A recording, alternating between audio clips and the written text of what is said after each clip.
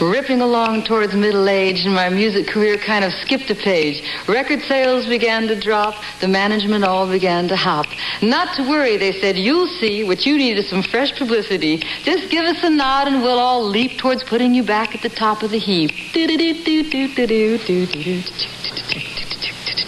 I said, fine, I'll give it a whack. I hung up the phone and I turned my back. Began daydreaming I was somebody else when the phone jumped down from the wall to the shelf. We just had a break. This is really fine. We can make the January issue of Time if you'll give us Monday a week from today from 2 to 4. Now, what do you say? Well, I said, time, mag, you got me on the rag. Take your insults about the Queen and shove them up your royal Timey's machine.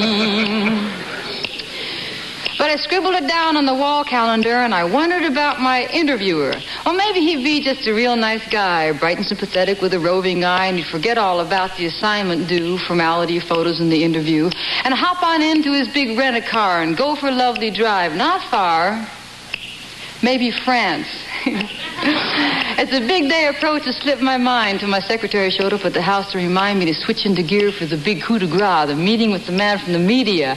I swept the driveway and polished the phone and put on a Kenzo knit and two-tone, fluffed the pillows on the burgundy chair and made up my eyes and fixed my hair. All in that order. When he called to say he was 3 hours late, my cheerful facade began to disintegrate. The photographer would be even later still. She was hopelessly lost in the nearby hills. He arrived, not exactly the man of my dreams, not bad for a rep from the Timey's machine, asked me a wandering question at 3, and I thought he was actually listening to me. Ha! And I said, time, mag, you got me on the rag. Take your insults about the Queen and shove them up your royal Timey's machine. Curious about his interest, I babble my way through the worldwide list. Ireland, Chile, and the African states, poetry, politics, and how they relate. Motherhood and music and Moog synthesizers, political prisoners and commie sympathizers. Hetero, homo, and bisexuality, and where they all stand in the 1970s.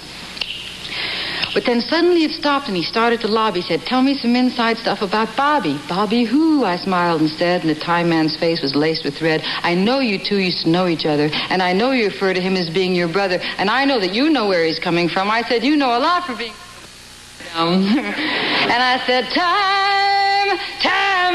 mag, you got me on the bleep. Take your about the Queen and shove them up your royal Timey's machine. Well, I never gave him quite what he came for, the inside story, and it's really a shame, for I never made the January issue of Time, and just before I run out of words that rhyme, I really should tell you that deep in my heart, I don't give a damn where I stand on the charts, not as long as the sun sinks into the west, and that's going to be a pretty serious test of time.